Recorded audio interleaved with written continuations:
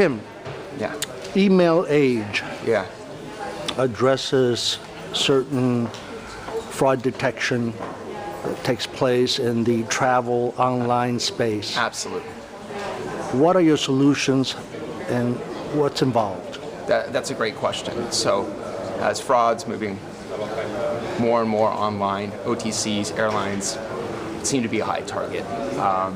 Today, most of the major players are obviously catching email address, but this could be a data element that they're overlooking. It's a powerful data element. When you talk about good consumers, they keep their email address for a long time, so there's a rich data behind that. A lot of intelligence for us to be able to come back to an OTC with an airline to give a highly predictable score, not only to help prevent fraud, but also to be able to also further authenticate a good customer. Maybe an opportunity to drive revenue, maybe a transaction was going to man review or being declined. But with Email Age, we're able to leverage our global consortium, over 115 different data elements, to be able to look into this particular individual and be able to authenticate them. Give me some examples of these 150 elements, and how do you acquire this data about the reputation of an email? Well, absolutely. So Email Age today, we consider ourselves a global hub of email intelligence. We have access to over 4 billion email addresses. Wow. This particular data element, unlike others, not restricted by boundaries and borders. So airlines, OTCs can receive intelligence on their customers wherever they are in the world. We dive deep into not only looking at the email address, we look at the domain characteristics, we look at also the social profile and how it relates to the email address. Oh. And so what we're able to do is again come back with a highly predictable score for quick decisioning, again both on the high risk side and also on the low risk side.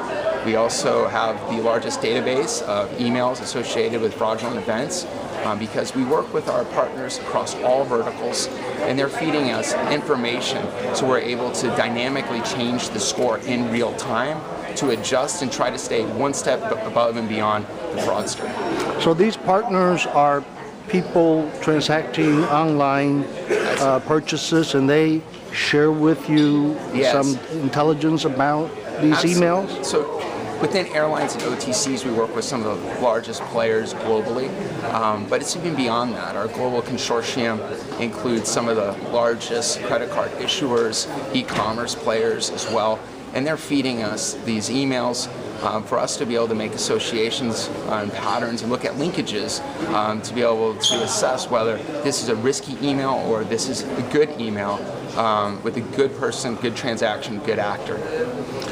I imagine fraudsters just keep changing emails. Yes. And so new emails are always suspect, for starters, Absolutely. with no history. With no history. So the lack of history is a perfect example, Charles. When we talk about the consumer, they may overlook email address merchants initially because, well, it's free and it's disposable. Anyone can create an email address at any time. But what we find is that actually consumers keep their primary email address for a very long time because it's so entrenched in our lives.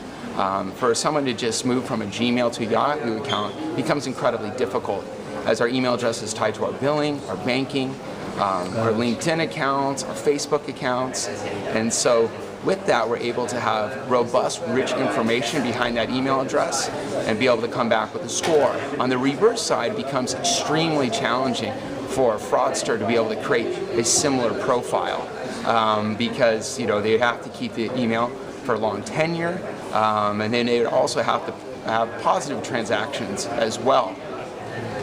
Now, your customers, Yeah.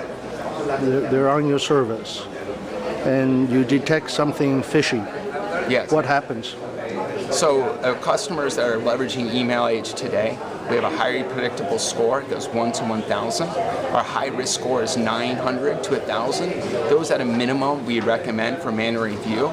So if a OTC or airline is processing a transaction and making an API call to Email Age and it comes back as high risk, they'll have over 150 different rich data elements that we're tying into it to be able to further substantiate the reason or rationale that we actually came back to that OTC or airline with that high risk score. You work with I believe, other payment fraud processing partners around So the world. absolutely. So we're partnered with some of the most established, prestigious fraud platforms there are globally. Right now, we're working with Certified, CyberSource, Experian, Equifax, ThreatMetrix, just to mention a few.